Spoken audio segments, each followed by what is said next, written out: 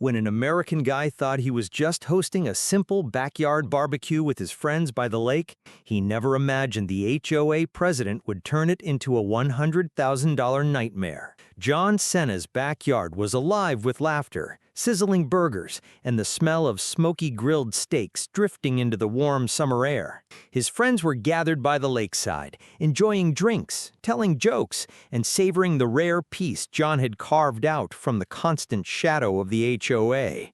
Suddenly, the cheerful noise was broken by the sharp honk of a car. A shiny black SUV pulled into the driveway.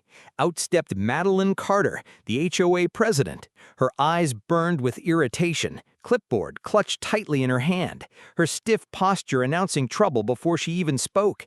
Without greeting anyone, Madeline pointed directly at the grill.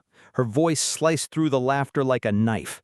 "This backyard barbecue by the lake is a serious HOA violation. You've broken the rules, John Senna, and for that you're being fined $100,000.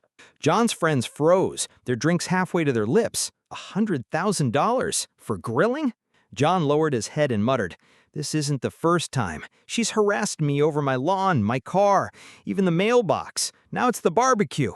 Mark, John's closest friend, stepped forward and placed a steady hand on his shoulder. "Bro, this isn't just harassment, it's abuse. Enough is enough. You need to take the HOA to court." Around them, the group nodded. Their laughter was gone, replaced with resolve. A flicker of determination sparked in John's eyes.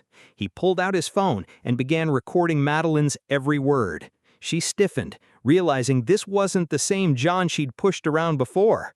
This time, he was ready to fight back. That same night, John gathered his friends in his living room. The laughter of the afternoon was gone, replaced with silence and the weight of a choice. He looked at them all and said firmly, "I'm filing a lawsuit. No more fear, no more silence." His words lit a fire in the room. Over the next weeks, John and his friends became investigators. They dug through public records, interviewed neighbors, and uncovered shocking truths. Madeline had issued dozens of bogus fines to residents, siphoning money into a secret fund. The HOA wasn't about community, it was her personal empire. One by one, neighbors who had stayed silent began coming forward. An elderly couple revealed they'd paid nearly $50,000 in fake citations. A single mom showed eviction threats that were never legally filed.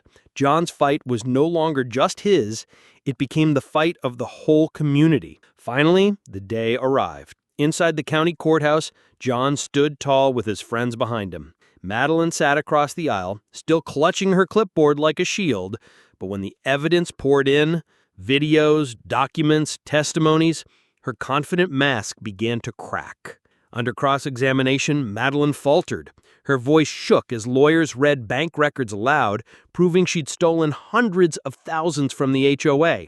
Gasps filled the courtroom. For the first time, she looked small, her power evaporating with every word. The gavel struck. The judge's voice was firm. "Madeline Carter, you are guilty of fraud, harassment, and abuse of authority." Cheers erupted in the gallery. John exhaled, his friends hugging him tight. The $100,000 fine was thrown out, and the HOA was ordered to repay every stolen dollar. Back at the lake, John hosted another barbecue, this time bigger than ever. Neighbors brought food, music played, and children laughed by the water. For the first time, the community felt free.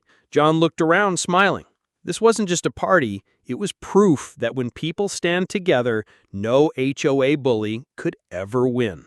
John's fight began with a simple barbecue, but it ended by exposing corruption, uniting a community, and proving that even against impossible odds, justice can prevail.